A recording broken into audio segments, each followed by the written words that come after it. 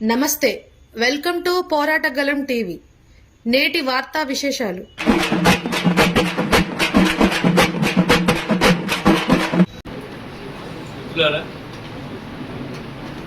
మా పార్టీ రాష్ట్ర కమిటీ సమావేశాలు 14, 15, 16 తేదీల్లో 3 రోజులు జరుగుతుంది. ఇక్కడ 3 రోజుల్లో పార్టీ అంతర్గత విషయాలు, అదేవిధంగా దేశ అంతర్జాతీయ పరిణామాల గురించి మా రాష్ట్ర కమిటీ చర్చించింది. అదేవిధంగా అనేక ప్రజా సమస్యల మీద కూడా కొన్ని కార్యక్రమాలు తీసుకోవడం జరిగింది. బట్ వివరించడానికి ఈరోజు మనందరినీ ఆహ్వానించాం. వచ్చిన మీ అందరికీ అభినందనలు తెలియజేస్తాం. ఇక్కడ రాశి నిర్ణయాలన్నీ వివరించాం. ఈరోజు రాష్ట్రంలో కొత్తగా వచ్చిన ప్రభుత్వం సంవత్సరం అయింది. ఈ డిసెంబర్ తోటి సంవత్సర కాలం పూర్తి అయింది. కానీ 100 రోజుల్లో హామీలు అమలు పరుస్తామని చెప్పి 6 హామీలకు తోడుగా మరో 7వ హామీ ప్రజాస్వామ్యం అనేటువంటి గ్యారెంటీ ఇచ్చింది. ఈ 6 హామీల్ని అమలు చేయడంలో తాత్సారం జరుగుతాం, నిర్లక్ష్యం జరుగుతుంది. 1, 2 హామీలు ఉచిత బస్సు, అదేవిధంగా ఉచిత విద్యుత్తు, గ్యాసు సిలిండర్ సంబంధించినటువంటి హామీని అమలు చేస్తారు తప్ప వ్యవసాయ కార్మికులకు ఇస్తున్నటువంటి 12,000 కానీ, అదేవిధంగా ప్రతి మహిళకి ఇస్తున్న 2,500 రూపాయలు కానీ, చదువుకోవడానికి విద్యార్థులకి ఇస్తున్నటువంటి సమస్య ఫీజు కానీ, వీటన్నిటిని అమలు చేయడానికి రాష్ట్ర ప్రభుత్వం ఇంతవరకు ఏ ప్రణాళిక సిద్ధం చేయలేదు, ఏ కార్యక్రమం తీసుకోలేదు. అట్లాగే రైతు బంధు కూడా ఇంతవరకు విడుదల చేయలేదు. రేపు మాకు అని చెప్తున్నారు తప్ప ఈ ప్రభుత్వం రాగానే డిసెంబర్ 9 రాగానే మీకు అకౌంట్లో పడుతుందని ఎన్నికల ముందు చెప్పారు. సంవత్సర కాలమైనా రైతు బంధు ఇంతవరకు అమలు జరగలేదు. ఇది ఒక హామీ వైఫల్యానికి నిదర్శనం. అదేవిధంగా రైతు రుణాల రద్దు అనేటువంటిది కూడా ఒక మేరకు జరిగింది. దానికి సంతోషిస్తున్నాం, అభినందిస్తున్నాం. అంటే 22 లక్షల మందికే జరిగింది. ఇంకొక 22 లక్షల మందికి రుణమాఫీ జరగాలి. ఆ రుణమాఫీ జరగడానికి రేపు మాపు అంటున్నారు. చాలా వాయిదాలు పెడుతున్నటువంటి పరిస్థితి ఉన్నది. ఎలాంటి శశబిషలు లేకుండా 2 లక్షల రుణమాఫీని అమలు చేయాలి. వెంటనే మిగతా ఏదైతే 31,000 కోట్లు ఖర్చు అయిందని రాష్ట్ర ప్రభుత్వం చెప్పిందో ఆ 31,000 కోట్లు మిగతా కేటాయించి ఆ రుణమాఫీ చేయాల్సినటువంటి అవసరం ఉంది అని భావిస్తాను. అట్లాగే ముఖ్యంగా ఉచిత విద్యుత్తు, ఉచిత సిలిండర్లు ఇచ్చే దాంట్లో గ్రామాల్లో చాలామందికి అమలు జరగట్లేదు. చాలామందికి టెక్నికల్ సమస్యల కారణం పెట్టి అమలు జరపటం లేదు. కాబట్టి ఇది ఒక పెద్ద సమస్యగా అనేక గ్రామాల్లో ఉంది. దీని మీద కూడా మేము ఆందోళన కార్యక్రమం తీసుకుందామని చెప్పి నిర్ణయించిన ప్రభుత్వం ప్రతి ఇంటికి, అదేవిధంగా ఈ గ్యాస్ సిలిండర్ ఎవరికి ఇస్తున్నాడు ప్రతి ఒక్క అర్హత ఉన్న ప్రతి ఒక్కళ్ళకి ఇవ్వాలి. అట్లాగే ఇందిరమ్మ ఇండ్లు కూడా సంవత్సరం అయిన తర్వాత రేపు మాపు అంటున్నారు. ఇమ్మీడియట్గా అన్ని శాంక్షన్ చేయాలనేటువంటి డిమాండ్ చేస్తారు. మరో ముఖ్యమైనటువంటి విషయం ఏంటంటే ఇలా స్త్రీలకి ఉచిత బస్సు అమలు జరుగుతుంది, సంతోషకరమైంది. కానీ ఇలా బస్సులు 3,000 బస్సులు రద్దు చేశారు. ఈ బస్సులు రద్దు చేయడం వల్ల మనం ఏ ఊర్లో చూడండి, పట్టణంలో చూడండి, బస్సులు రద్దీ పెరిగి ఆ బస్సులు పోవడానికి అవకాశం లేక ప్రయాణికులు చాలా ఇబ్బందులు పడుతూ ఉన్నారు. ఈ ఇబ్బందుల్ని ప్రభుత్వాన్ని కోపం చూపించడం కాకుండా ఉచితంగా ప్రయాణం చేసే మహిళలు మీద చూపిస్తున్నారు. ఇది ఉచితంగా పోతున్నారు, వీళ్ళ వల్లనే మాకు సీట్లు దొరకట్లేదు అంటున్నారు. కానీ వాస్తవం ఏంటంటే మా ప్రగతిశీల మహిళా సంఘం వాడు సజ్జనార్లు కూడా కలిశాడు. మీరు ఇట్లా బస్సులు రద్దు చేయడం కాదు, బస్సులు వేయాలని చెప్పి. అని దీని మీద డిసెంబర్ 4వ తేదీ నాడు అన్ని డిపోల ముందు హైదరాబాదులో ఆ బస్ భవనం ముందు ఆందోళన కార్యక్రమం ధర్నాలు చేయాలని చెప్పి మా పార్టీ రాష్ట్ర కమిటీ నిర్ణయించింది. డిసెంబర్ 4వ తారీఖు నాడు బస్సుల సంఖ్య పెంచాలి, అదే ప్రయాణికులకు తగ్గట్టుగా బస్సులు సంఖ్య పెంచాలి అనేటువంటి దాన్ని మీరు చూస్తున్న ఈ టైంలో మీ దృష్టికి తీసుకొచ్చేది ఏంటంటే ఇంత ఒత్తిడి ఉండడం వల్ల బస్సుల్లో బంగారం పోతుంది, డబ్బులు పోతున్నాయి, ఎక్కువ దొంగతనాలు జరుగుతుంది. మునిపెన్నడూ లేని దొంగతనాలు జరుగుతుంది. అదేవిధంగా ఆర్టీసీ పనిచేసే ఉద్యోగస్తులు వెనక నుండి ముందు వచ్చేటప్పటికల్లా వాడు ఒళ్ళు ఊరం అయిపోతుంది. బస్సులు అంత కిక్కిసి ఉంటున్నటువంటి స్థితి. కాబట్టి ఇవన్నీ కూడా కార్మికులైనా, ప్రజలైనా, ప్రయాణికులైనా ఆ సమస్యలు పట్టించుకోవాల్సినటువంటి అవసరం. పట్టించుకోకుండా రాష్ట్ర ప్రభుత్వం రోజుకి రేవంత్ రెడ్డి ఒక ప్రకటన, కేటీఆర్ ఒక ప్రకటన, బట్టి విక్రమార్క ఒక ప్రకటన, హరీష్ రావు ఒక ప్రకటన. చూస్తే ఏంటంటే ఒక పక్క హైడ్రా అని అట్లా మచ్చులు వేయించి అనేక మందిని భయపెట్టారు. అదేవిధంగా ఇంకా అనేక వ్యవహారాలతోటి ఇలా TRS Congress, BRS Congress party రాజకీయ క్రీడ ఆడుతుంది. ఏమంటే అది ఇద్దరు అసలు ప్రజా సమస్యలు పరిష్కరించడానికి కావాల్సినటువంటి చర్యలు తీసుకోకుండా మొత్తం కూడా రాజకీయ డ్రామా ఆడుతూ ఉంది.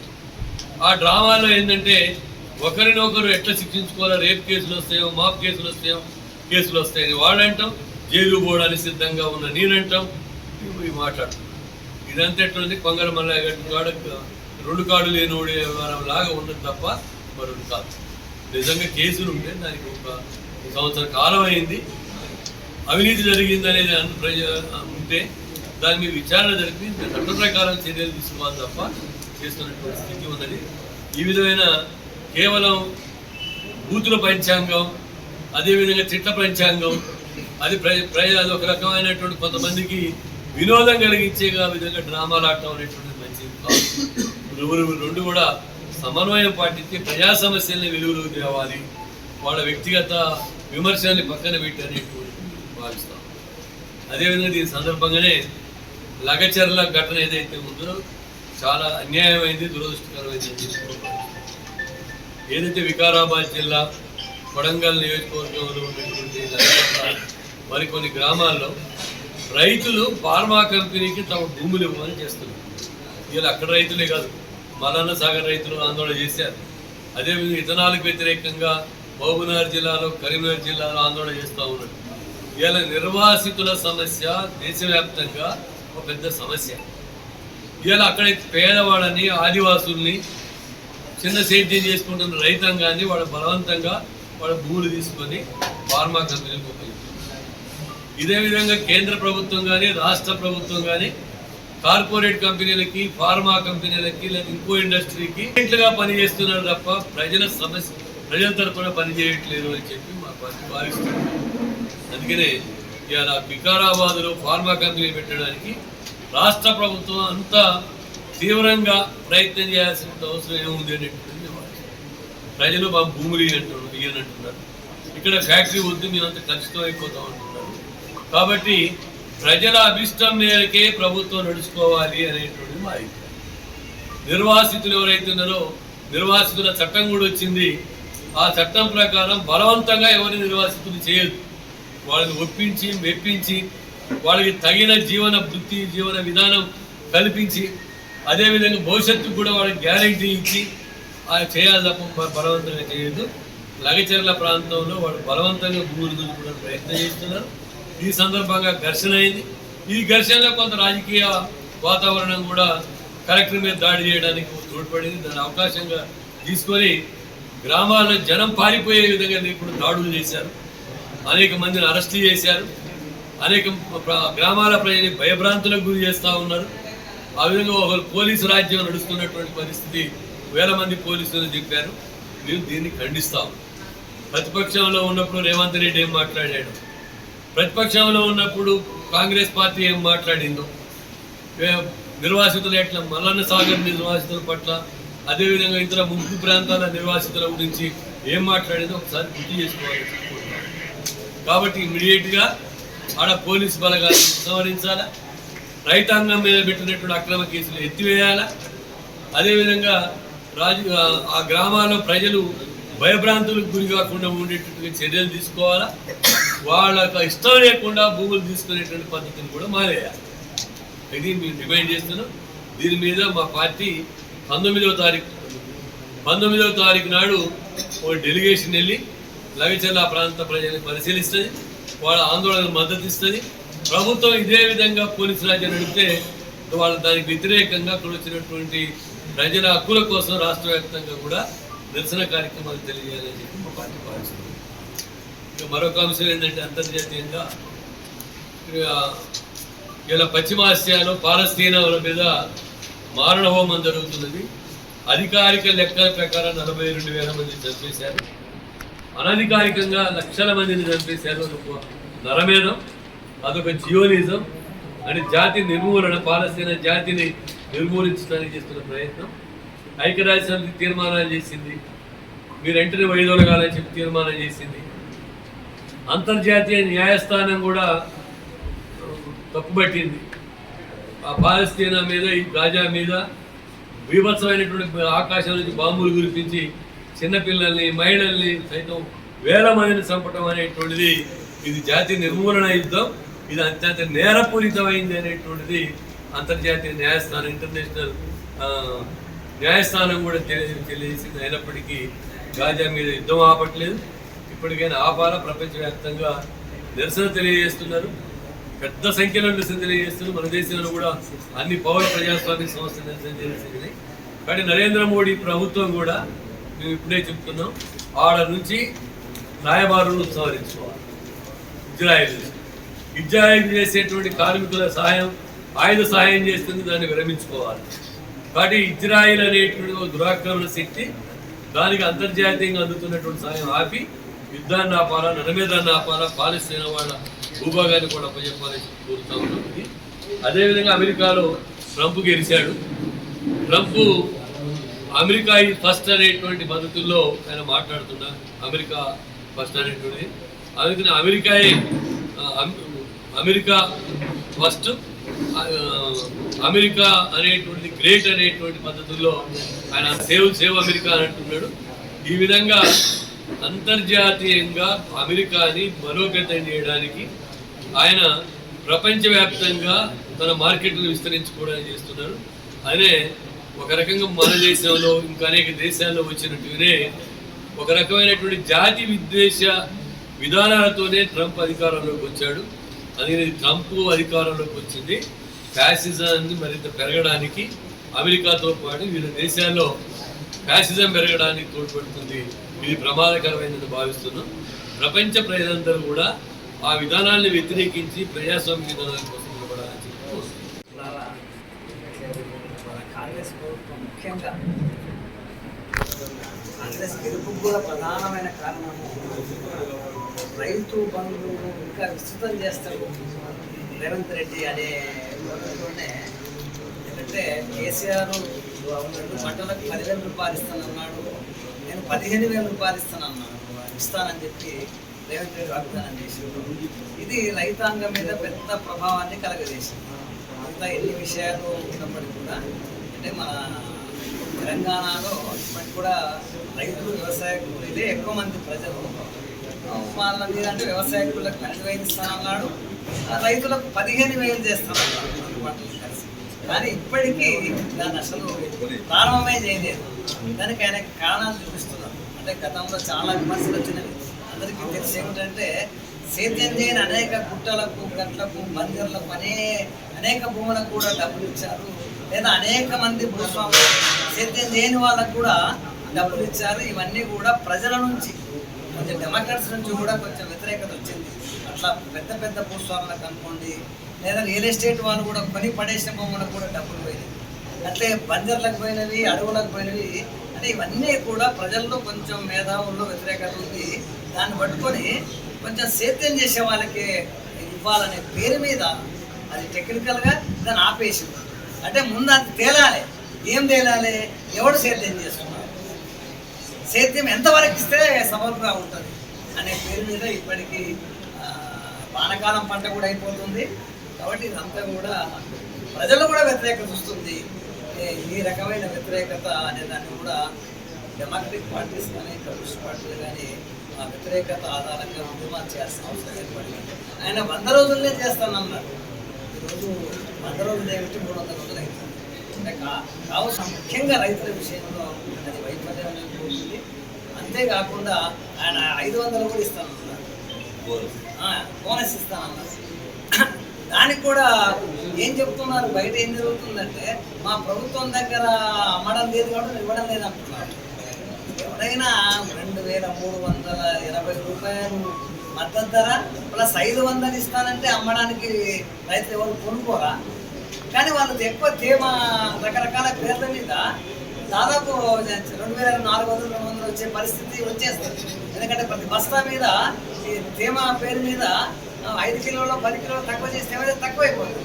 ప్రజలు రైతులు ఎవరు అమాయకులు కాదు. బయట 2400 అమ్ముకుంటున్నారు. 2200 ఎందుకు అమ్ముకుంటారు వాళ్ళు అట్లా?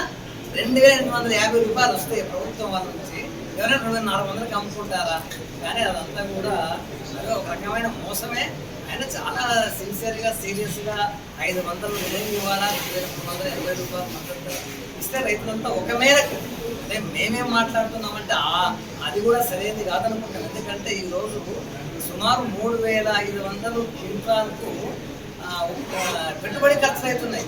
3000 అవుతుంటాయి. 3000 అంటే 50% స్వామినాథన్ సిఫార్సుల ప్రకారం. అంటే 4500 నిర్ణయించాలి వాస్తవంగా. ఎందుకంటే 60 రూపాయల కేజీ బియ్యం ఉన్నాయి.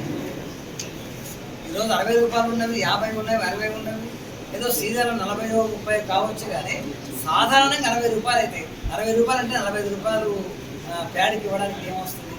కాబట్టి ఇచ్చే అట్లా ఇవ్వాలి కూడా.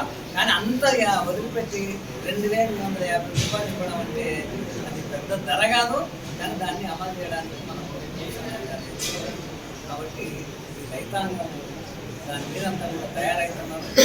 ఎందుకంటే వాస్తవంగా కేసీఆర్ యొక్క అసమర్థత కంటే కూడా నిరంకుశత్వం వల్ల కూడా ఆయన యొక్క డెమోక్రటిక్ విధానం వల్ల కూడా రేవంత్ కాంగ్రెస్ పార్టీకి లాభం వచ్చింది. కానీ కాంగ్రెస్ పార్టీ ఏదో చాలా మంచి పార్టీ, గొప్ప పార్టీ అనేది కాకుండా వాళ్ళ బలహీనత వీళ్ళకు బలమైంది. పోనీలేమో సరే అట్లా కూడా అవుతుంది. కానీ వీళ్ళు కనీసం చేయకపోతే మాత్రం తప్పనిసరి వీళ్ళ బలహీనత కూడా రేపు ఇంకో పార్టీ అవకాశం ఉంటుంది. కానీ నేను చెప్పేది ఏంటంటే ఎటువంటి పరిస్థితుల్లో ఈ అవకాశాన్ని మతోన్మాద పార్టీ బీజేపీకి వచ్చేటట్టుగా కలవద్దు. నిజంగా కాంగ్రెస్కు బీజేపీ అధికారంలో రాకూడదంటే ఇట్లా వ్యవహరించాలి. లేకుంటే బీజేపీకి తెలంగాణలో అధికారం వచ్చే అవకాశం ఉంటుంది. దానికి కాంగ్రెసే కారణమైంది. కాబట్టి మేము ప్రజానికానికి కూడా ఒక ఇక్కడ నుంచి ఏ పరిస్థితిలో మతోన్మాద బీజేపీకి అవకాశం ఉండేటట్టుగా కాంగ్రెస్ ఒత్తిడి చేసి అమలు చేసేటట్టుగా ప్రజానికం ప్రయత్నం చేయాలి. దానికంతా మా రాష్ట్రంలో ఉన్నటువంటి ప్రజా సమస్యల్లో ఇంకా చాలా విషయాలు, ముఖ్యంగా రాష్ట్రంలో ఈ పోడు భూముల సమస్య అనేది అసలు మర్చిపోతా ఉన్నటువంటి పరిస్థితి ఉంది. ఏదో పట్టాలు ఇచ్చాము అయిపోయింది అనుకుంటున్నారు, కానీ ఏజెన్సీలో వాటిని లేదు. పంటలు వేసిన వాటిని కూడా మొక్కలు పీకేస్తున్న పరిస్థితి, లేదా వాళ్ళు ఇల్లు వేసుకుంటే అక్కడి నుంచి లేపేస్తున్న పరిస్థితి ఇట్లా కూడా ఉంది. ఇళ్ళ సమస్య కూడా రాష్ట్రంలో పెద్ద ఎత్తున ఉంది. ఇల్లు ఇస్తామని చెప్పి పడుతున్నారు, కానీ అవి ఇవ్వకోకుండా ఉన్న పరిస్థితి కూడా ఉంది. దానికి గల కారణం ఏంటంటే కొన్ని కుంభకోణంలో ఇరుకపడిపోయి ఉన్నారు భారత వర్గాలు అధికారులు. అందుకని ఆ సమస్యను తొందరగా తేల్చలేకపోతున్నటువంటి పరిస్థితి ఉంది. మన అశ్వరపేట మండలం వినాయకుల దగ్గర కొంతమంది ఆదివాసీలు పోడు భూముల్లో ఇల్లు వేసుకుంటే వాటిని చేశారు. దీన్ని మేము తీవ్రంగా ఖండిస్తున్నాం. ఇలాంటి చర్యలు మానుకోవాలి. ఇప్పుడు ఇల్లు లేని వాళ్ళు ఇప్పుడు కొన్ని వేల మంది, లక్షల మంది అప్లికేషన్లు పెట్టుకొని ఉన్నారు. అవన్నీ కూడా పక్కన పెట్టారు. వాళ్ళకి ఖచ్చితంగా డబల్ బెడ్రూమ్లు ఇవ్వాలి, ఇళ్ల స్థలాలు ఇవ్వాలి. ఆ విధంగా హామీలు లేని వాళ్ళు కూడా చాలామంది ఉన్నారు. అన్యాయం అయిపోతా ఉన్నారు. గత కుటుంబాలు, యువకులు, ఇలాంటివన్నీ కూడా సమస్యలు వెంటనే పరిష్కరించాల్సిన అవసరం ఉంది. లేకపోతే పెద్ద ఎత్తున ఆందోళన చేస్తామని కూడా ఈ ప్రభుత్వాన్ని హెచ్చరిస్తుంది. కాంగ్రెస్ పార్టీ ఎన్నికల సమయంలో దాదాపు 50% ఉన్నటువంటి మహిళా ఓటర్లని ఆకర్షించడం కోసం, అది కూడా కర్ణాటక గెలుపు వాళ్ళకి ఇచ్చినటువంటి దాంతో, అంటే మహిళా ఓటర్ల దాంతో కర్ణాటక ప్రభుత్వం అధికారంలోకి వచ్చిందనేటటువంటి దాంతో ఇక్కడ కూడా దానిని ఉపయోగించుకోవాలనేటటువంటి దాంతో 6 వాగ్దానాలను ఒకటిగా చేర్చింది కాంగ్రెస్ పార్టీ. అది మహిళలకు ఉపయోగమే. ఎందుకంటే 50% ఉన్నటువంటి మహిళలకి చాలామంది ఉద్యోగాలు, చిన్న ఉద్యోగాలు చేసేటటువంటి వాళ్ళకి రోజు ఛార్జీలకు చాలా పోతుంది. కాబట్టి వాళ్ళ ఆదాయంలో ఇది చాలా ఉపయోగకరమైంది. అదే సమయంలో ఒక వాగ్దానం ఇచ్చినప్పుడు దాన్ని ఎట్లా అమలు చేయాలి, మనం ఎక్స్ప్రెస్లో ఉచిత బస్సు సర్వీసుల్ని మనం చెప్పినప్పుడు ఉచిత బస్సుల్ని సర్వీసుల్ని ఎక్స్ప్రెస్ సర్వీసుల్ని పెంచాలనేటటువంటిది ప్రభుత్వం ఆలోచన చేయాలి. ఆలోచించకపోగా ఎక్స్ప్రెస్ని మరింత తగ్గించారు. హైదరాబాద్లోనే చూస్తే 8,000 బస్సులు ఉన్నాయి హైదరాబాద్లో ఎక్స్ప్రెస్ సర్వీసులు. వాటిని 3,000 తగ్గించి వాళ్ళు 5,000కి తీసుకొచ్చారు.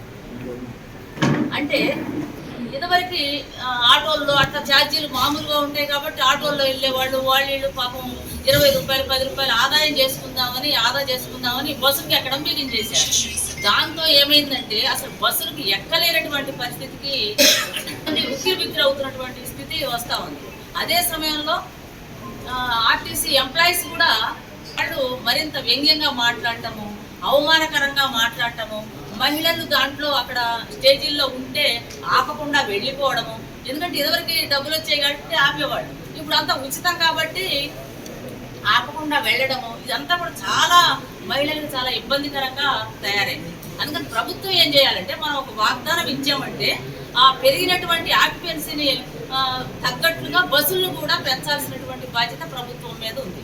ఏదో పెంచాం కదా అనేటటువంటి దాంతో వాళ్ళు వాగ్దానం ఇచ్చి ఊరుకున్నారు తప్ప దాన్ని ఎట్లా అమలు చేయాలి. సత్యనారాయణ దగ్గర పోయినప్పుడు కూడా అదే చెప్పాడు, వాస్తవమేనండి మీరు చెప్పిన సమస్యలన్నీ వాస్తవమే, మరి బస్సులు పెంచాలనేటటువంటిది నా చేతిలో లేదు, అందుకని మీరు ఆ మినిస్టర్ని కలవండి, ఆ పెంచేటటువంటిది వాళ్ళ చేతిలో ఉంది కాబట్టి వాళ్ళతోటి మీ బాధలు ఏంటో చెప్పండి అని ఆయన చెప్పాడు. నిజమే, బస్సులను పెంచాలనేటటువంటి ప్రభుత్వం ఆలోచన చేయాలి.